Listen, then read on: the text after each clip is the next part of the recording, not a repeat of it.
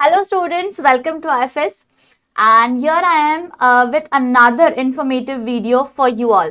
बहुत सारे ऐसे स्टूडेंट्स हैं जो हमें कमेंट करके पूछ रहे कि मैम अभी तक एग्ज़ाम डेट्स नहीं आई हैं, तो फिर क्या हमें पढ़ाई स्टार्ट करनी चाहिए नहीं करनी चाहिए, वेट करें क्या हम एग्ज़ाम डेट का, या ओवरऑल या अगर हमें एग्ज़ाम डेट नहीं पता है तो हम कैसे पढ़ाई स्टार्ट कर सकते हैं। So students, let me tell you that जितना जल्दी आप स्टार्ट करते हो पढ़ाई उतना अच्छा होता है। जो आपने पढ़ा होगा वो थोड़ी ना आपका वेस्ट जाएगा। So don't even ever think कि एग्ज़ाम डेट कब आएगी, कैसे आएगी, या कब एग्ज़ाम होने वाली है, होगी या नहीं होगी। जो नॉलेज आपको मिलने वाला है through the studies, that is never going to waste. And ऐसा तो डेफिनेटली नहीं होगा कि एग्ज़ाम ही नहीं होगी। आगे पीछे डेट्स हो सकती हैं, मंथ्स आगे पीछे हो सकते हैं, लेकिन एग्जाम ही नहीं होगी ऐसा बिल्कुल भी नहीं होगा। एंड सून हमें पता चल जाएगा कि एग्जाम डेट्स भी क्या है। Yes, so till the time आपको किस तरीके से आपके ओवरऑल स्ट्रैटेजी रखनी चाहिए, किस तरीके से आपको आपके एग्जाम के लिए प्रिपेयर करना चाहिए, ये सारी चीज़ों के बारे में आज मैं आपको बताने वाली हूँ। ओके, सो अब मैं कुछ ऐसी चीज़ें बताऊंगी कि जिसकी हेल्प से आप आपकी प्रिपरेशन को कर सकते हैं। The very first thing that you have to remember is that you should have a right mindset.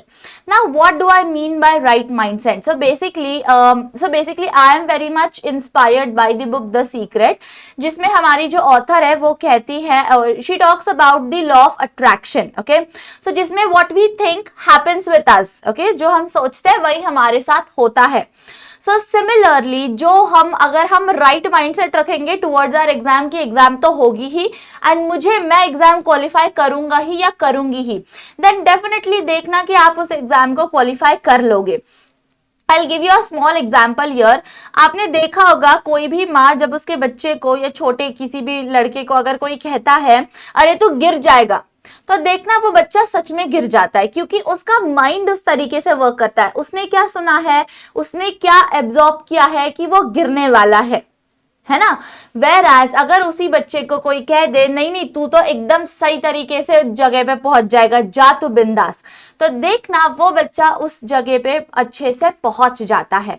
Okay, सो ये राइट माइंडसेट जब होता है ना, so now compare it with your exam. अगर आप सोचोगे नहीं सिलेबस बहुत डिफिकल्ट है, मैं कैसे पढ़ूं, कैसे क्लियर करूं, तो फिर आपके माइंड ने ऑलरेडी वही चीज अडॉप्ट की है कि अरे सिलेबस डिफिकल्ट है, मुझसे नहीं होगा, है ना। वेयर एज अगर आप आपके ब्रेन को, आपके माइंड को इस तरीके से ट्रेन करोगे कि क्यों नहीं होगा, डेफिनेटली होगा, क्यों नहीं होगा, नहीं ये वर्ड आना ही नहीं चाहिए आपके पूरे के पूरे माइंडसेट में। आप दिमाग को इस तरीके से ट्रेन करो कि मुझसे होगा ही। ओके, मैं ये करूंगा या करूंगी ही, यस, मैं कर सकती हूं, देन देखना कि आपसे जरूर होगा। So there is this very beautiful saying which says that your desire for success should be greater than your fear of failure. Okay, so what you have to remember is that your desire for success should be greater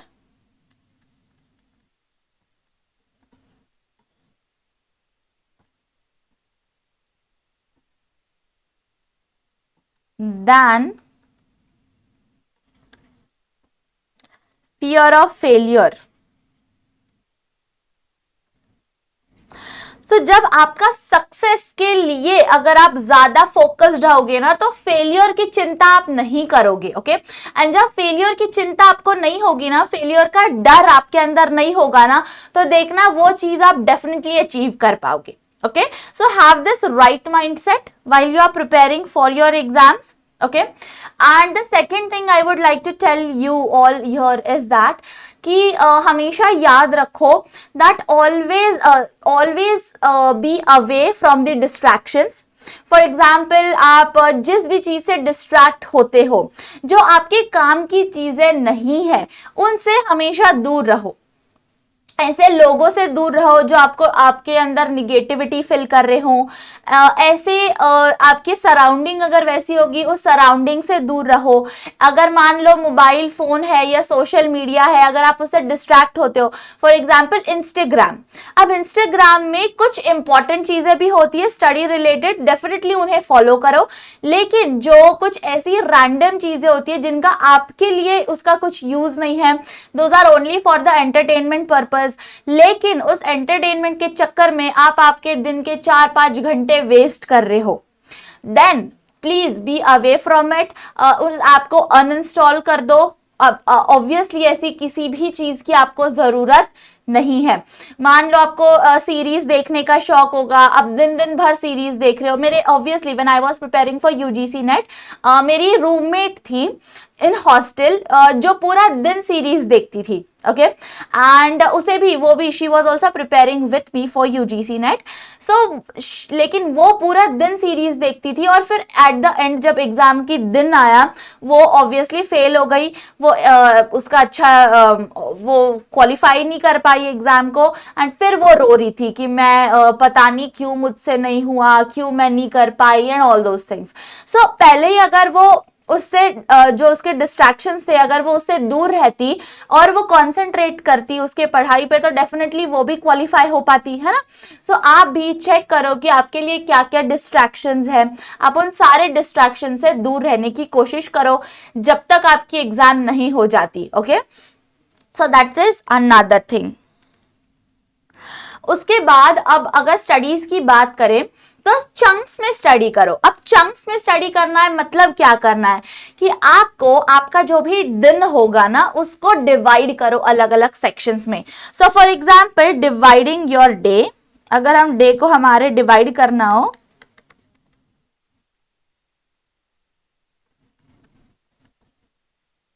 अब दिन में कितने घंटे होते हैं, 24 घंटे होते हैं, ओके। अब हम इन 24 घंटे को डिवाइड कर लेते हैं 3 पार्ट्स में। 10 घंटे ले लो यहाँ पे, 8 घंटे और 6 घंटे, ओके। अब इनको 3 चंक्स, मतलब ये चंक 1 है, ये चंक 2 है, ये चंक 3 है। अब पहले चंक की अगर हम बात करें, chunk 1, then what you have to do is sleep for 8 hours। 8 घंटे की स्लीप जो है ना, वो तो रिक्वायर्ड है, वो तो आपको बिल्कुल भी मिस नहीं करनी है। बाकी कुछ भी मिस कर दो, लेकिन 8 घंटे की नींद बहुत जरूरी होती है, okay. So sleep for at least 8 hours, okay. और 8 घंटे से ज्यादा भी मत सोइए, बिकॉज 8 घंटे की नींद सफिशियंट होती है, ओके। उसके बाद सेकंड थिंग जो है, सेकंड चंक देखते हैं हम। अब हमारे पास ये 8 घंटे का हमने देख लिया, क्या करना है, यहाँ पे हमें सोना है। अब हमारे पास बचे 6 घंटे प्लस 10 घंटे, ओके। अब चंक 2 जो है हमारा, उसको हम हमारे रूटीन वर्क को कंसिडर करते हैं यहाँ पे, ओके। मान लो सुबह उठ के ब्रश करना हो गया, खाना खाना हो गया, अगर आप कॉलेज कुछ अटेंड कर रहे हो मे बी, तो कॉलेज अटेंड करना हो गया। उसके बाद फिर अदर चीजें, जैसे मान लो आप आपके हॉबी अगर आप कुछ करते होगे, थोड़ा बहुत टाइम पास हो गया, है ना। सो ये रूटीन वर्क आपका जो भी होगा वो आपका यहाँ पे आएगा। यहाँ पे आप इसको 6 घंटे दोगे, okay. You can do your routine work for 6 hours. अब next is chunk 3, sorry,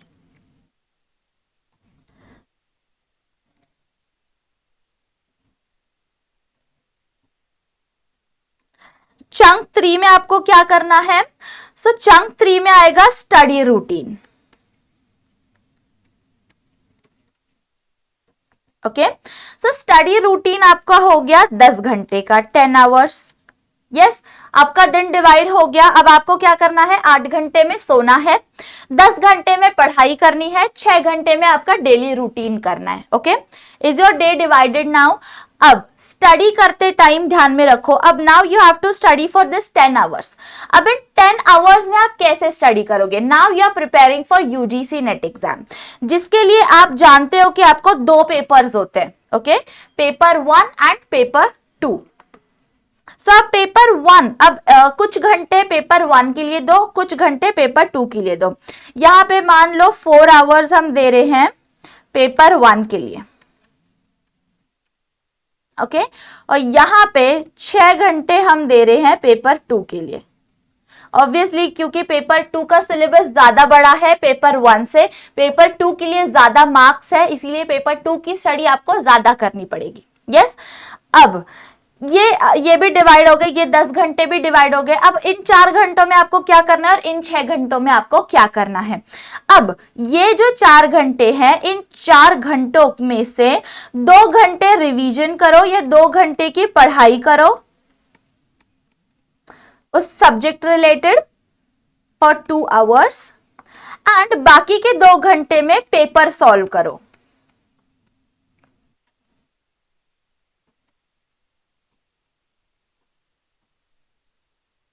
for 2 hours. अब पेपर 2 के लिए आप क्या कर सकते हो, पेपर 2 के लिए आपका जो रिवीजन है या जो स्टडी पार्ट है वो यहां पे कर सकते हो फॉर 4 आवर्स। 4 घंटे पढ़ो यहाँ पे 4 आवर्स एंड 2 घंटे वापस पेपर सॉल्व करो।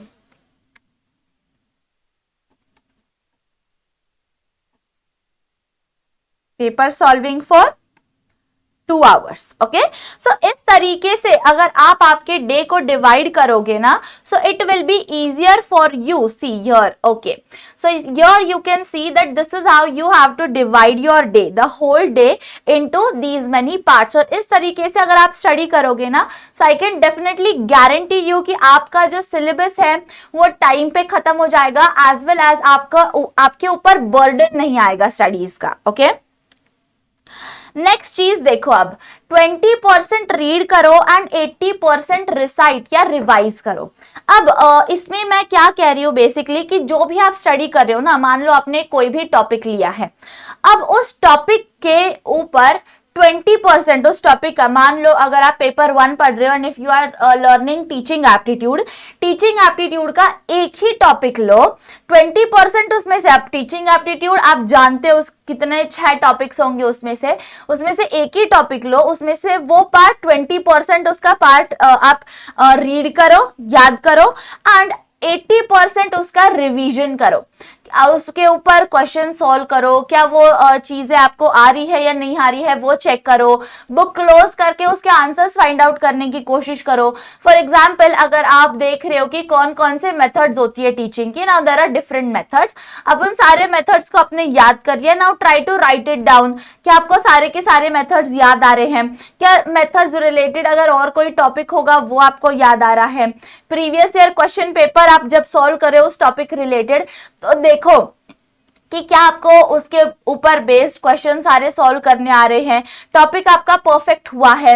यस, सो ये चीजें आप कर सकते हो यहाँ पे। So 20% when you will read, it is like the study part, and यहाँ पे आप वापस PYQs solving, okay, related to that particular topic. Yes, so this is what you have to do here. Okay, so this is how you have to do here. Next space repetition. Space repetition मतलब क्या होता है students, कि मान लो अगर आपने एक topic कुछ भी पढ़ लिया है आज, ओके, अब उसके बाद थोड़ा सा ब्रेक लो, टाइम लो, और थोड़ी देर बाद या तो वापस उसी टॉपिक को पढ़ो या फिर कुछ दिनों बाद वापस वही चीज रिकलेक्ट करने की कोशिश करो। So when you will do that, ये क्या हो जाएगा, आपको एक स्पेस मिल जाएगी, एक प्रॉपर आपको एक इंटरवल मिल जाएगा जिसमें आपको पता चलेगा कि क्या वो चीज मुझे थोड़ी दिनों बाद भी याद रह रही है या नहीं रह रही है। प्लस वही एक चीज रोज कर करके हम क्या हो जाते हैं, बोर हो जाते हैं, और फिर एक टाइम के बाद सैचुरेशन लेवल आ जाती है, हमें वो चीज याद ही नहीं रहने लगती। यस, सो इसकी वजह से क्या हो जाता है, अब एक दिन में पूरा दिन एक ही टॉपिक मत पढ़ो, एक दिन में 5 टॉपिक लो और थोड़ा थोड़ा उन टॉपिक में से पढ़ो, फिर कल वापस वही 5 टॉपिक में से थोड़ा थोड़ा पढ़ो। उससे क्या हो जाएगा कि एक ही टॉपिक पे बहुत ज्यादा बर्डन नहीं आएगा और फिर वही टॉपिक के ऊपर रोज पढ़ रहे हो, ऐसे बोरिंग भी नहीं लगेगा। Okay, next is study like a teacher. मतलब एग्जैक्टली आपको क्या करना है, आपको टीच करना है, टेस्ट करना है, मिक्स करना है। मतलब अब टीचर, जैसे for example now I am a teacher, what I am trying to do here is I am teaching it to you. और अगर मुझे आपको पढ़ाना है, अगर मुझे टीच करना है, तो मुझे क्या करना पड़ेगा, पहले खुद पढ़ना पड़ेगा, है ना। सो ये चीज जब आप कोई भी टॉपिक लर्न कर रहे हो ना, उस टाइम अप्लाई करो। जैसे अगर आपको कुछ चीज पढ़नी है, वो पढ़ा के देखो। जैसे आपको ये पता होगा कि जब आप कोई चीज किसी और को पढ़ाते हो ना, वो आपकी भी अच्छी तरीके से याद रहती है।